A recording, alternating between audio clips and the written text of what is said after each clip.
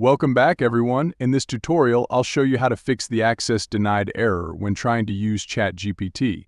If you encounter this error message while attempting to ask ChatGPT question, it can be quite frustrating.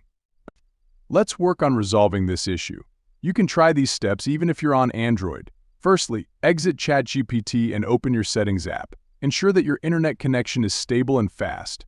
Open the Wi-Fi settings and reconnect to your Wi-Fi network. If your Wi-Fi is slow, consider switching to a faster and more stable network.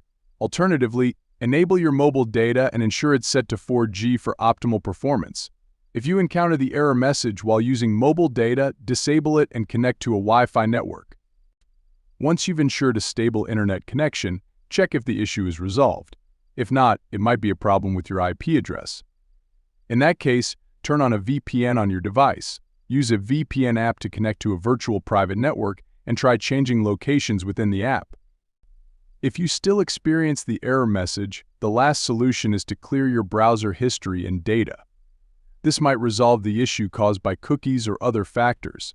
If you're using Safari on your iPhone, open Settings, navigate to Safari, and click on Clear History and Website Data.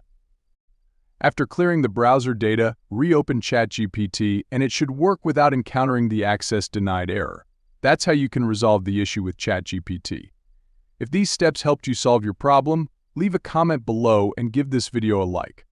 Your support is greatly appreciated. Thanks for watching and see you soon.